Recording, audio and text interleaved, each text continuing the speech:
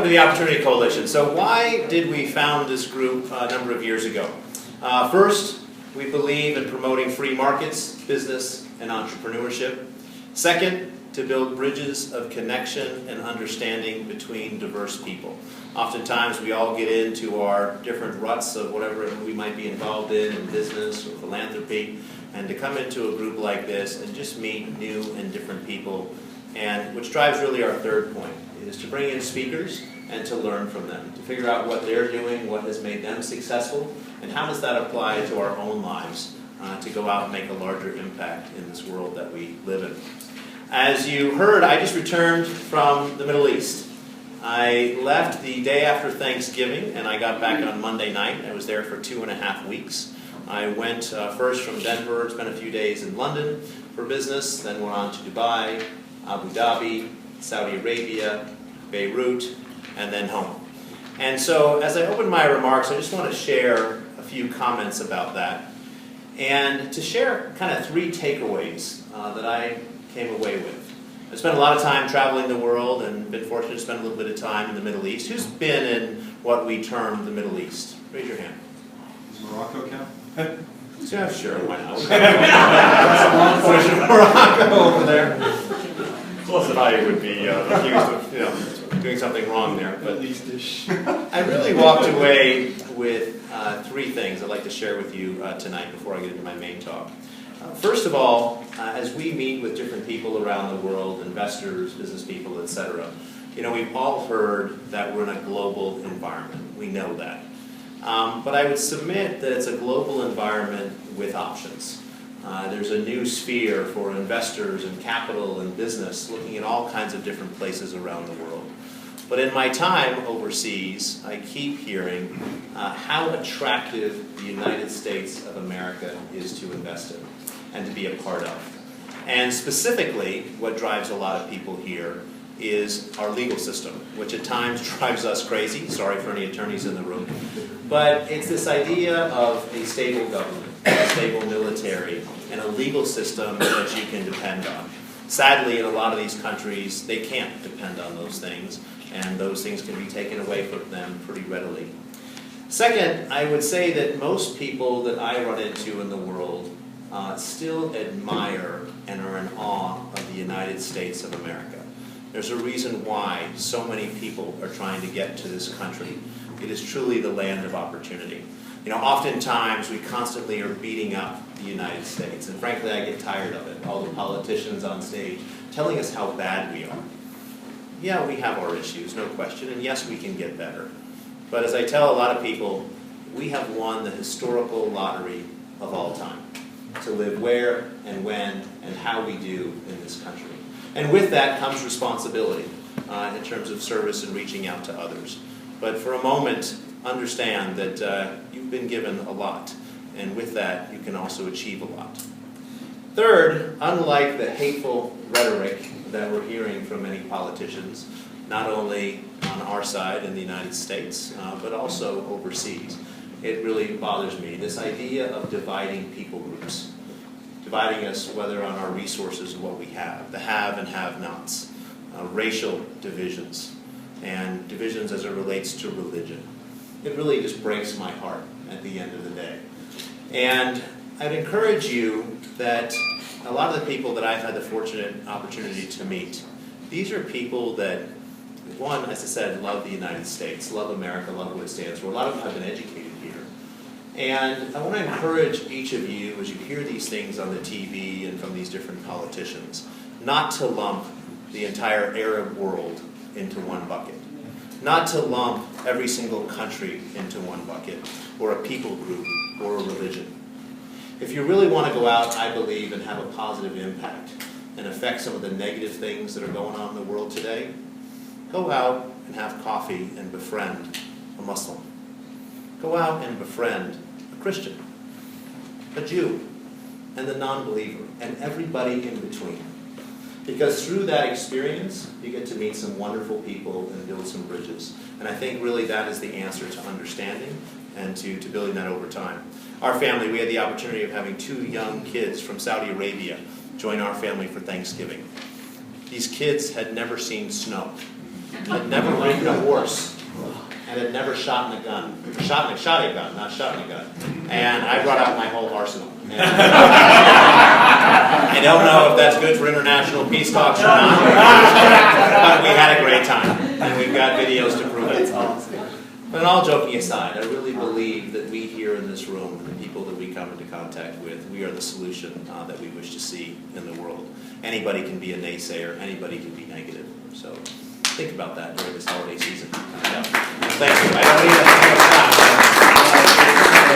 I just wanted to share that. I think it's very important.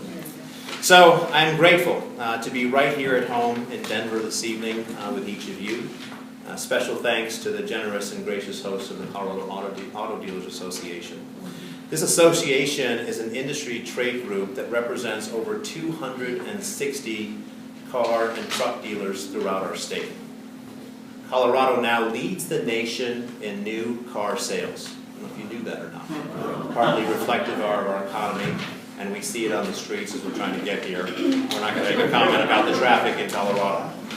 Overall, Coloradans are spending more money on cars and spending it more frequently. Over the last 2 years, our state saw a 6.2% increase in car sales, marking the 5th straight year of solid growth. Think about most industries having 5 straight years of solid growth. According to 9 News, when you put that together with the previous 4 years to show a 5-year trend, there's been a whopping 80.2% increase. That compares with the national average of 57%. In all, 2014 marked the 4th best year in new car sales over the last 15 years. And Tim, who's going to be speaking here in a moment, can tell us where 2015 is poised to be. Of course, there are many exciting discussions when it comes to cars today and the future of driving. Drastically increased technology, safety, driver assist vehicles, or completely driverless vehicles. Elon Musk, who I'm sure may come up in the conversation tonight, head of an innovative electric car company, Tesla, said earlier this year that driverless vehicles are actually already a solved problem. Quote, "We know exactly what to do, and we'll be there in a few years," Musk said. He concluded that human driving may very well be outlawed in the future. Elon Musk, not Brian Watson, Elon Musk. To that end, though, I did recently have lunch, was at a lunch with Thomas Friedman, the author of The World is Flat. And in that lunch, he talked about how he was visiting Google in their driverless car, and the need to put a human behind the wheel, even though this car has had thousands of successful voyages or drives, shall we say, out and about, with no accidents. But they still had to put a human behind the wheel for the perception of the people on the street, because it made them so concerned. He also likened that to the idea, I don't know if you've overheard the concept of somebody wanting to be paid, and they said, you know what, give me a grain of rice or give me a penny on a chessboard, and double that every single square. And by the end, you'll have trillions of dollars, you'll have all the rice in China, whatever it is you want to use. What Google and Thomas Friedman and a lot of these people are saying is that we are entering the second half of the chessboard. You think about the geometric growth and the world as we know it today, what will it look like? Be fascinating. We live in some interesting times. So, tonight we have with us Tim Jackson. Tim serves as the president and CEO of the Colorado Auto Dealers Association. As I said, they represent 260 new car and truck dealers across our state. As the chief staff officer of CADA, Tim advocates for issues of importance to franchise new car dealers, business and employment issues, and fights for entrepreneurial freedom in the legislative process. CADA provides training and education, legislative and regulatory advocacy, member services, and legal compliance to support for Colorado's auto dealer community.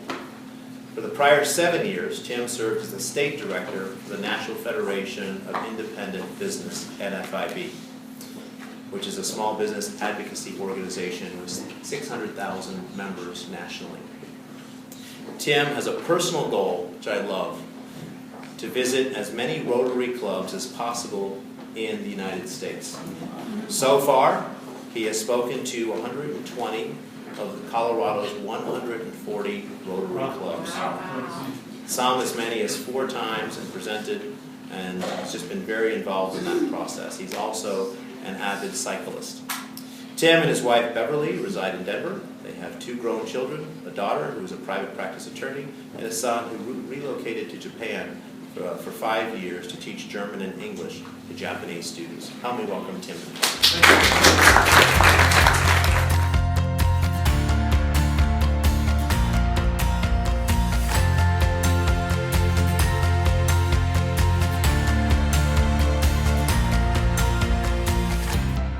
It was a gentleman by the name of Henry Ford who really, I think, probably had the biggest impact on the automotive industry, because way back in 1908 in Dearborn, Michigan, just outside of Detroit, it was one Henry Ford who had a lot of Henry Ford's vision on what he wanted to see in the automotive industry has come to fruition. We're going to talk about some of those, but Time Magazine recently, within the past 2 or 3 years, named Henry Ford as one of the top 100 innovators of all time, and there's no doubt that he was. One of his, let's talk about another industry leader, and that's General Motors. And I said 1908, Henry Ford. It was also 1908 that General Motors came together, September 16, 1908, up in Flint, Michigan, just north of Detroit, also in the Detroit area, of course, came together as a conglomeration of otherwise smaller automotive manufacturers, including Pontiac, Oldsmobile, Cadillac, Chevrolet, but Chevrolet came later, about in 1918, joined General Motors. But let's go back to Henry Ford. It was 105 years ago that the Model T first rolled off the assembly line.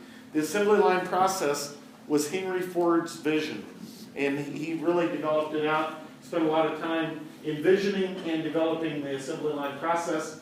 And of course, at that time, in 1913, when the Model T rolled off the assembly line, the only thing that was produced in an assembly line process in the world at that time were guns. And guns had been for about 50 years. But now, not only are Fords and General Motors and other U.S. manufacturers produce their cars on the assembly line process, of course, all auto manufacturers do now. It's the typical way and only way of doing business. Then there's the dealership. And by the way, the other thing that Henry Ford envisioned was an independent franchise dealer network. Because Henry Ford was a very smart individual. You could call him, I think, maybe this is fair, maybe it isn't, the Elon Musk of his day.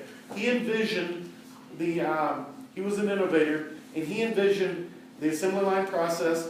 He also envisioned having the cars sold at the end of the assembly line process. He didn't want to have to, he knew he didn't have the bandwidth enough to establish 5,000 different distribution points in every community across the U.S. He franchised dealers to sell those products all over the U.S. with the idea that they would buy them when they ended up at the end of his assembly line process. So, and one of those dealers right here in Colorado is Flower Motor Company out in Montrose, Colorado, and is the incoming chair of the Colorado Auto Dealer Association. That was one of those Ford dealers back in 1908. And Flower Motor Company sold Fords until 1913, had a difference with Ford Motor Company, picked up Dodge. Dodge Brothers started out in 1914 actually. And so I guess it was 1914 Flowers picked up Dodge. And is still a Chrysler, Jeep, Dodge, Ram dealer in Montrose, Colorado, and has Subaru as an additional brand. Everybody knows the $1 Million Highway between Duray and Durango. It was a Chrysler out of Flower Motor Company that was the first motor vehicle over the $1 Million Highway. It was Fletcher Flowers' granddad's car. So Henry Ford realized that he had his hands full in designing the cars, acquiring the parts, tools, and equipment it took to build the cars, building out this assembly line process, hiring the people it took to build the cars. And he wanted that. The other thing he envisioned was he wanted his factory people, factory workers, to be able to afford to buy the cars. So he wanted to pay them a wage affordable enough to, strong enough so they could buy their own. And so those were all things that Henry Ford envisioned. Well, that dealership network grew. And it started out really in 1908 at nothing, because there weren't anybody franchising dealers until then. But all the way up to 1960 to 50,000 dealers and dealerships. And oh, by the way, back in the day, and many of you, and I'm looking at, you've been around the industry as a consumer of the industry, if not right in the industry, you can remember there used to be a dealership with every wide spot in the road. So, and when we hit 50,000 dealerships in the late 50s and early 60s, there were dealerships in places in Colorado like Brush, Colorado, which today has none, then had 3. In places like Sterling, Colorado, today has 2 dealers. In 1960 had 13. Wow. Or in places like Palmer Lake, Colorado. And George and I were up doing a Rotary, one of those mini Rotary Club presentations in Meade, Colorado. And we drove through the town. One of the pictures you'll see here in a minute, they say, hey, that's the old Chevrolet store in Meade. Turned out it wasn't, but it looked a lot like it. But the difference between then and now, the difference between 13 dealerships in Sterling, Colorado in 1960 and 2 in 2015 is this. The factory requirements of the dealerships in capitalization in buildings and facilities. And by the way, today, every time you drive down I-25, or let's say like you drive down Broadway or Arapahoe Road or 104th or Havana or West Colfax, and you see the brand dealership sign or the brand sign in front of the dealership, each of those represents on average an investment factor of something between, on average, $12 and $16 million for that facility. And that includes the building, of course, the grounds, the real estate, the plant operation tools and equipment, the parts, tools, and equipment, all the inventory. And that's just the average. Some of them can go all the way up to 30, 40, or even $50 million on each store. So that's why it's no longer economically feasible to have 3 dealerships in Brush, Colorado, or 13 in Sterling. And by the way, back when there were 13 dealerships in Sterling, Colorado, those 13 different stores served 22 different brands. Almost all of those brands were domestic, but the international nameplates started moving into the U.S. in the 50s and 60s. All the dealership owners lived in Sterling. They got up every morning and went to work in Sterling. They had one store, usually one brand, and they hired people and did their business in Sterling and went home at night. Today, those 2 dealerships that are in Sterling, neither are owned by dealers that live in Sterling. So it's a big difference. So we've got all the way up to 50,000 and back down. That number says 2013, but the number today is still about the same, and it's about 17,000 dealerships. So we've tripled down. And if that number sounds pretty amazing, think about this. In the course of those 65 years, between 1960 and 2015, the U.S. population has more than doubled. So even as the population has more than doubled, the number of dealerships have decreased by triple. So these are what the dealerships looked like then. Let's say 1950s, 1960s. This is one that was they identified as Meade, an old Volkswagen store, Belmont Chevy Olds, and I don't know what that other one is, compared to these. And that's the difference in the capitalization requirements. The factories will put demands on the dealer so that the idea is that if you're driving down any street USA, in whether it's Broadway or Colfax or Havana or 104th or Arapahoe, and you see the big blue box, you recognize it as a Chevrolet store, or the white front with the red logo, the Toyota store, and so on. The insides of these facilities are nothing short of amazing. You got a question? Go ahead. Tim, just a quick question. Do you have any idea how how much of the reduction in dealerships was due to consolidation of brands versus capital requirement? I don't think, there's probably some, but not a lot, and here's why. Let's say GM eliminated brands when they went through the bankruptcy in 2009. They eliminated Hummer, Saturn, Oldsmobile. They'd already eliminated Oldsmobile, Pontiac, and Saab. Thank you. And but most of those dealers that had those brands had them in stores, so those dealers went on and forward with other brands in their stores. So that not too many, although there has been some of that. But keep in mind, there's also been other brands that have entered the markets in that time. Like in the 1960s, Hyundai and Kia were not in the U.S. market, but they are today, and some other brands. So not a lot of other brands, but some. But the insides of these stores and the facility requirements are nothing short of amazing. When you go in to have your car serviced at any modern dealership today, you're going to have Wi-Fi in the showroom or in the waiting area for the service department.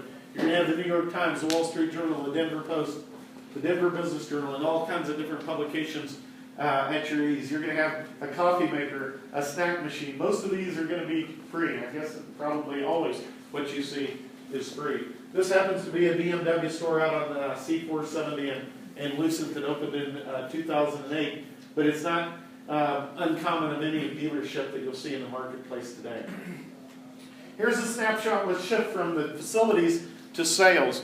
Here's a snapshot of the U.S. sales trends, and you see the high water mark on U.S. sales was in the year 2000. This is national. Was in the year 2000, and that high water mark was 17.4 million. We declined a little. It wasn't a straight line down like on the chart, but we declined a little bit year in and year out, and that matched Colorado's trend as well. And then it really went off the cliff, of course, in 08 and 09 during the recession. And it dropped all the way down to just 9 million and change, between 9 and 10 million. That's the bad news. The good news is how fast it's bounced back. This is a chart specific to Colorado, and it's updated just last week. The Colorado's high water mark was also the year 2000. We went down a little bit year in and year out, up a little bit in 05. That happened to be the year that the factories did the employee pricing for all, if you remember that. It wasn't a big uptick, but it was a little uptick. Then we got to 2007, 175, dropped down all the way from 175 to 104 in 2009. And look at that 2009 number compared to the 2000 number. It was a drop of 49.7%. Like 0.3% of being a double down. That's the bad news, and I'm really not here to talk to you about bad news. I'd rather talk to you about the good news on the other side of that recession. We were back up in 2010, just a moderate 6.7%. Up a little more in 2011, about 11.9%. In 2012, 21.9%. These are Colorado-specific numbers. In 2013, about 13.3%. 2014, it leveled off a little bit, about the 6% that Brian talked about in the intro. And we just put out a news release, dropped a news release at 10 o'clock this morning. Some of you heard it on KOA today or on the radio. And we're up today, through the end of November, 10.2%. But here's some amazing numbers. I think you'll agree. Between January 1 of 2010, the first year back up, between January 1, 2010, and December 31 of 2014, that's last December, most recent completed year. We can't count 2015 until we complete it this month. In that 5-year time period, in the state of Colorado, new car sales were up, and this is based on registration count, a whopping 80.2%. And this year's number is another 10.2% on top of that. We don't know what December's number will be. They raised interest rates today, by the way, 0.25%. I was interviewed today by the Associated Press and by Reuters, and helped a Reuters photographer find a dealership that takes pictures just in case they raise the interest rate. I don't think it's going to be disastrous that they raised. Do you think it's going to be disastrous?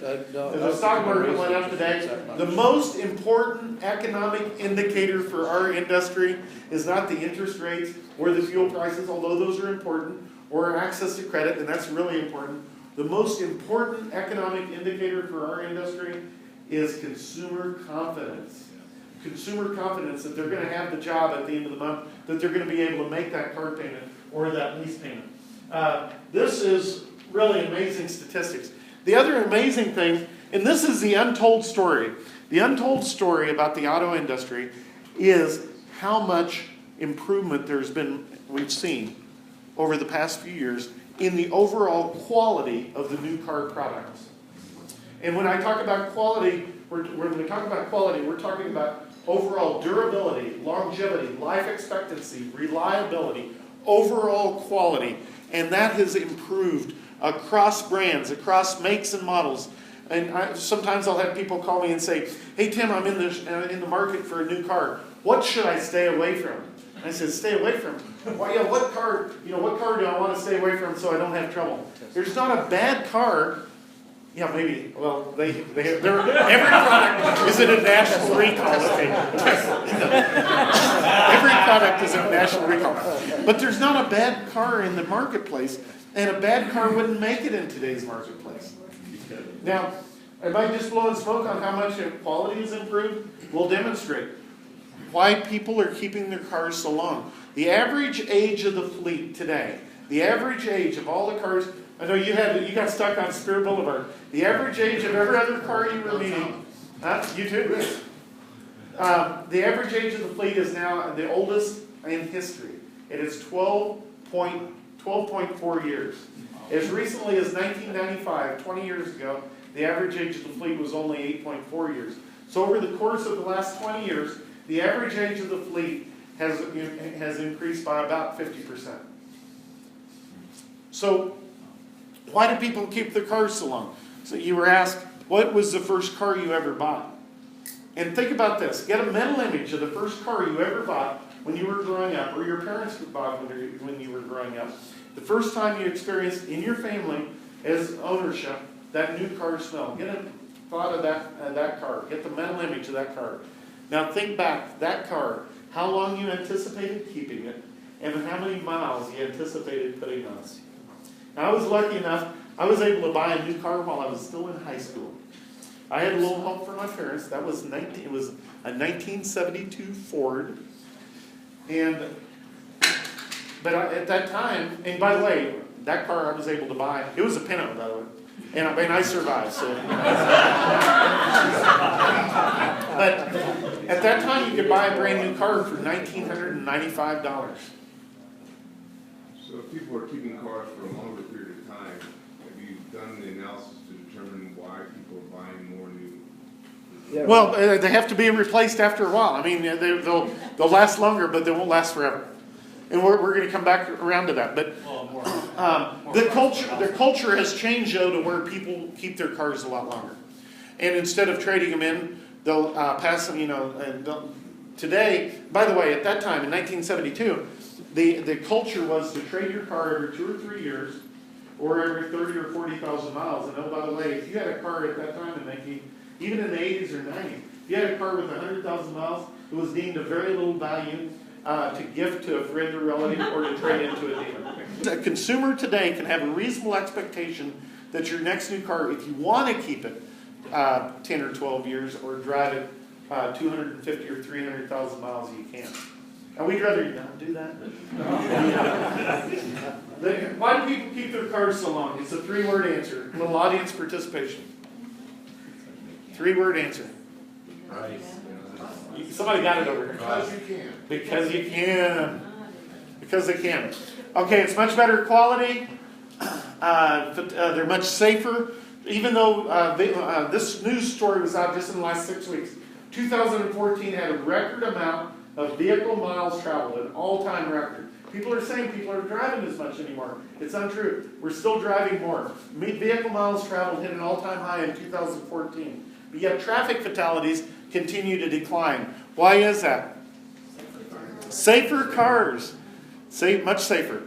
And so the all-time high on traffic fatalities was back about the year I bought my Pinto in 1972. And that year it was over 50,000, about 51 or 52,000.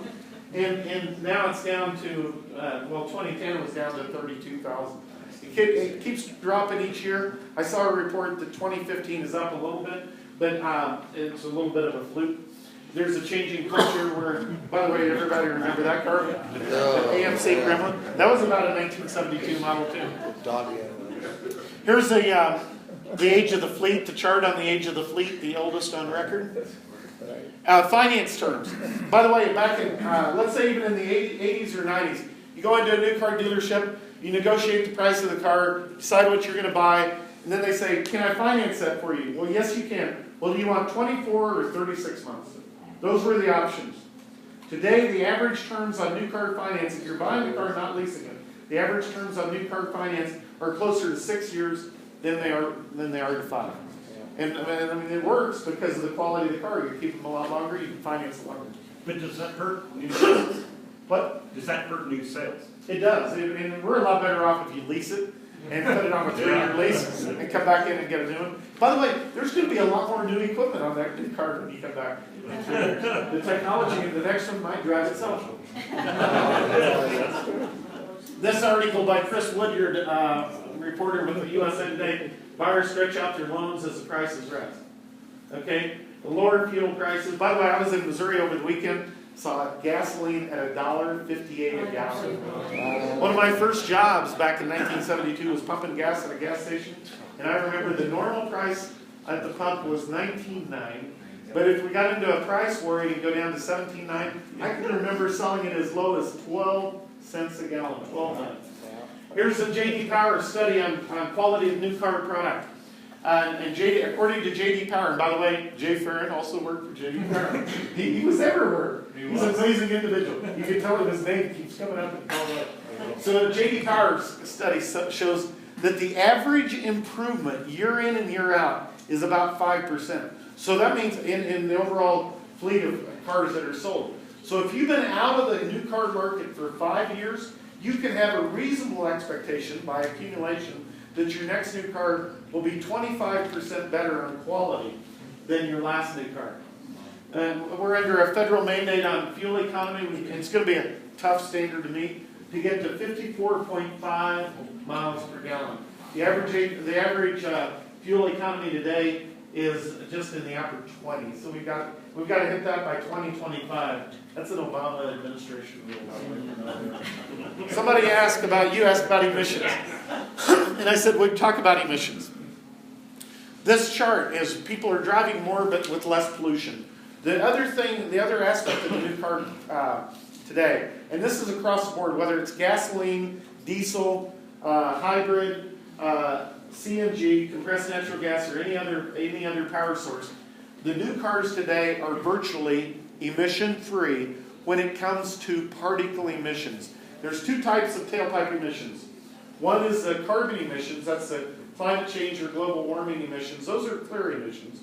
The other are the particle emissions. The particle emissions are the brown cloud inducing, asthma contributing, and ozone enhancing emissions. And on new cars today, they're virtually emission-free. It's amazing. Malcolm Gladwell in his book, in one of his recent books, cited in Denver, Colorado, he cited a 2004 Subaru is 99% cleaner. He called it 200 times cleaner than an older Subaru. And the best way to get to better air quality as it relates to motor vehicles is to turn the fleet. So this is carbon monoxide decreases in Colorado. According to the Colorado Department of Public Health and Environment, the ambient emissions is basically zero on carbon monoxide on the new cars. We're going to come back to what we're doing on to turn that fleet. Let's talk about the new car future. In the word, it's exciting. And no, it's not a DeLorean. Remember the DeLorean? And no, it's not a flying car, the Jetsons. Not yet. But we're not too far away from a driverless car. We're going to spin through these pretty fast. There's the flex fuel or alternative fuel vehicles.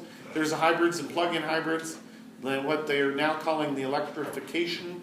There's the clean diesel. And aside from the VW thing, okay, put that aside for a the diesels are virtually 99% cleaner too, across the board. The one in the upper right there, the Grand Cherokee diesel, is 99% cleaner than a 2008 Grand Cherokee. And then there's the pure electric and the electric with the range extender. And then the combination technology, like putting a diesel with a hybrid. So if you can get let's say with a small diesel, whether it's a VW or a Chevrolet Cruze, up to 40 or 45 miles per gallon, or you can get that with the Toyota Prius. What happens when you put the diesel ICE, the internal combustion engine, next to the electrification? We're not too far away from being able to do that. Then there's the fuel cell, the hydrogen fuel cell.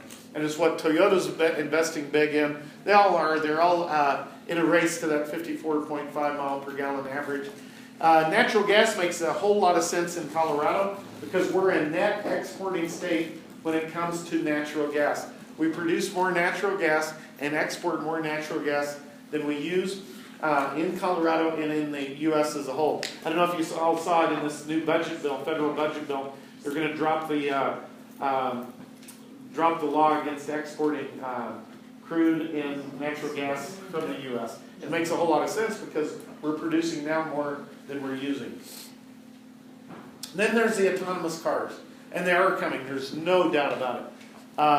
The car in the upper right is a little Volkswagen. Not Volkswagen. It's the Google car, but it doesn't have a steering wheel in it. It doesn't have brake pedals on it because it's not built to be driven. The other two cars are Toyota and Lexus products that Google is using in their testing. Google has over 2 million miles in their test vehicles. And I was impressed by this, the autonomous truck. Freightliner rolled out in April of this year an autonomous truck. They did the picture you see in the upper right. That is Hoover Dam on Lake Mead in Nevada. And they got the first autonomous truck permit to test this truck. Now, while a lot of people thought that was impressive to have an 18-wheeler going down the road with no driver behind the wheel, I'm really not going to be totally impressed until it backs itself into the dock and then loads itself. But if the autonomous cars are coming, so is the autonomous trucks.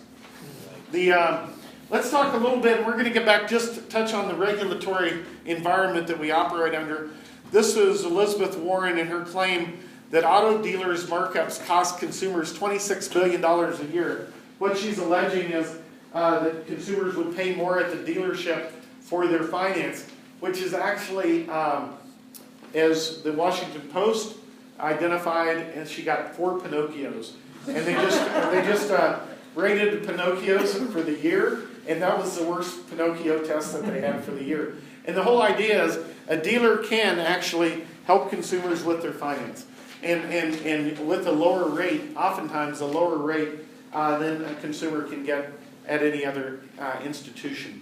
So, and without a doubt, when you think about this, dealership will have as many as 30 or 40 or even 50 different finance sources that they can use for the consumer. So if you walk into, and I'm not picking on anybody here, but if I walk into Chase Bank and I say I want to buy a new car, they're going to give me the terms on the finance, right? And it'll be no doubt competitive. But if I walk into the dealership can finance Chase or Citibank or the manufacturer's captive lender or a dozen or 2 dozen credit unions. Some dealers even have their own finance. So there's a lot of ways that a dealership can actually, you've heard of the 0% interest and over 60 months. I'm not getting that at Chase or any other lender outside the dealership. There is one attorney group called a regulatory tsunami with the FTC. This is the top 20 legal trends facing dealers. Here, and now I'm going to shift to Colorado. Colorado's got the most complicated structure of local taxing jurisdictions. In Colorado, there are, and Tammy will correct me if I'm wrong on this number, but there are 756 different sales and use taxing jurisdictions. Most of those, or all of those, are either fall in the category of cities, counties, or special districts. So if I go into a dealership and buy a new car or buy a used car, they have to collect the tax while I'm there. They have to assess the tax based on where I live. Then they have to figure out, if based on where I live, what city and county am I in, what city taxes there are, what county taxes there are, and what special district taxes there are. If the dealership doesn't collect the right amount at the time I buy the car, it'll be the dealer ultimately making up the difference because they'll never be able to go back and get that out of the consumer. The consumer's like, this is the deal, and this is what you said, this is when I signed the papers. So you know what the dealer will do? The dealer will go back and pay the tax and make the city or county whole. Even if the other city or county got it and they shouldn't have, and then they have to figure out how they're gonna get it back there. So we've created a coalition to work to simplify Colorado's very complicated sales tax structure. It's available at Simplify Colorado Taxes. There was a recent audit report, I don't know if you all heard about it, on the sales and use taxes. It's over a 100-page report. It's the state of Colorado's auditor's office commissioned it, and it was pretty scathing on the problem on local taxes. Then there's Colorado's air quality. If you've lived around Colorado for 20 or more years, I've been here 18, but I can remember days in June, July, or August that you'd look west and you couldn't see the mountains. This is out by Sims and 6th Highway looking toward downtown Denver. But there aren't many days in Colorado that you can't see the mountains. And George, why don't you come back up and be a part of this, and Mike could be as well. New car dealers in Colorado started the Clear the Air Foundation in 2011, launched it in 2011 at the Denver Auto Show, where we take high-emitting cars as donated items, and whoever owns the car gets a tax deduction for donating it to the foundation. The average value on these cars is only $300 to $400, but although they are low value, they are some value, and we put that value into scholarship funds to train auto techs. This is the launch event at the Denver Auto Show. You notice these cars, you pull up behind them at a red light, the light turns green, you have to stay back for a while so you can see the drive. They're usually not well-maintained cars. They might be 15 or 20 years old. And new car dealers typically wouldn't sell these cars on their lots anyway, but instead of selling them to a wholesaler or used car dealer down the street, we get them to donate them to the foundation. And then we have an agreement with the Colorado Auto Recyclers where they bid on the cars and bid that $200 or $300 or $400. Part of the agreement is they will pick up the car wherever it's at. They take it back to their recycling facility. They can sell parts off the cars. They can't sell the engine or the body and the shell. Those have to be crushed and later shredded. And then these cars never pollute again. That's one of the wrap vehicles. Tim is in the audience for the wraps vehicles, but we have 3 wrap vehicles like this one, and it's kind of our moving billboard.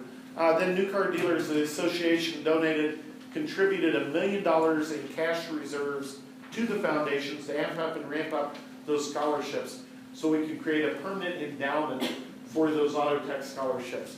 And now George is able to present up to $50,000 in scholarships a year to auto tech students. Those can be to like Emily Griffith School, Lincoln Tech, and now you've donated to, I think, every auto tech school, maybe but one in Colorado, right?